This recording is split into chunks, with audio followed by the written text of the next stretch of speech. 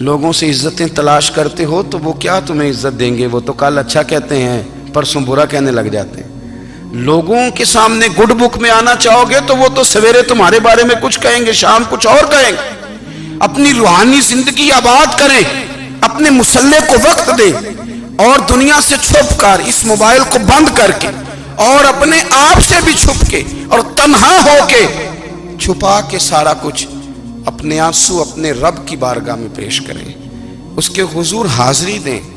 سنو نا ترمذی کی حدیث، اور اسے یاد رکھنا، نبی پاک علیہ السلام نے فرمایا اپنے دکھ لوگوں کے سامنے نہ بیان کرنا، سیٹھوں نوابوں کو نہ بتاتے پھرنا، دنیا داروں کے سامنے جا کے نہ رونا کہ میں تکلیف میں ہوں۔ فرمایا اگر دنیا داروں کو دکھ بتاؤ گے رب تمہیں کبھی غنی نہیں کرے گا، اور لوگ ہیں کہ الٹا مذاق اڑائیں گے۔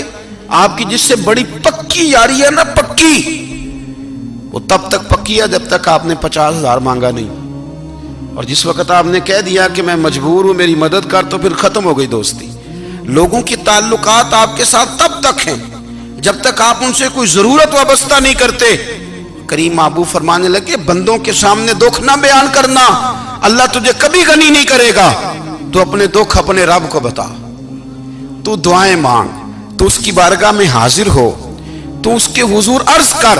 فرمایا اپنے دکھ اپنے رب کو بتا، وہ جلدی کرے یا دیر سے کرے تجھے ساری دنیا سے بے نیاز کر دے گا، تجھے کسی کا محتاج نہیں رہنے دے گا۔ اپنے مسلح کو، اپنی دعاؤں، ایک بزرگ فرماتے ہیں میں نے دعا مانگنے کا طریقہ اپنی بیوی سے سیکھا، دعا مانگنے کا طریقہ اپنی، سیکھنے والے تو اپنے بچوں سے بھی سیکھ لیتے ہیں، سیکھنے والے تو ہر ایک سے سیکھتے ہیں۔ وہ کہتے ہیں میں نے دعا مانگنے کا سلیقہ اپنی بیوی سے سیکھا ہے۔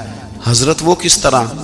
فرمانے لگے میری بیوی نے نا مجھے کوئی کام بتایا، کچھ پیسوں کی ضرورت کے لیے کہا، تو میں نے اسے کہا کہ بھئی ابھی میرے پاس نہیں ہے، کچھ دنوں میں آتے ہیں تو میں دے دوں گا۔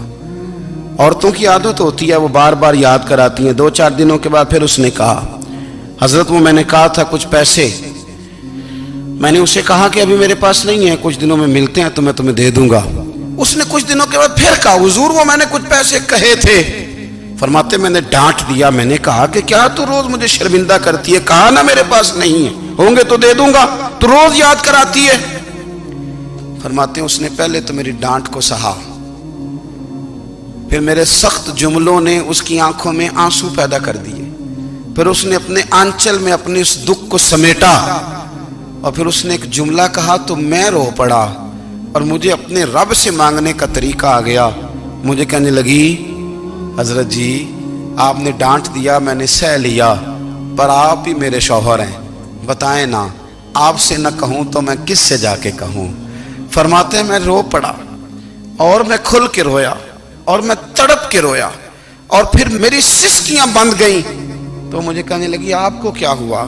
میں نے کہا مجھے بھی دعا مانگنی آ گئی ہے، جب میں اسے کہوں گا نا اللہ تو ہی میرا رب ہے، میں تجھ سے نہ کہوں تو میں کس سے جا کے کہوں؟ میں کیوں کسی بندے سے سوال کروں؟ میں کیوں کسی دنیا دار سے کہوں؟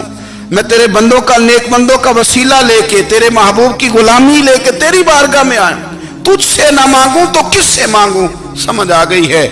جب میں اس رنگ میں مانگوں گا تو پھر رب میرے اوپر بڑا ہی فضل فرمائے گا، وہ میرے اوپر بڑی رحمت کرے گا، وہ میرے لیے آسانیاں کرے گا۔ عزیز دوستو، ہم اس طرح کرنے لگ گئے ہیں کہ ہم نے نا اپنے تعلقات پر اعتماد کرنا شروع کر دیا ہے۔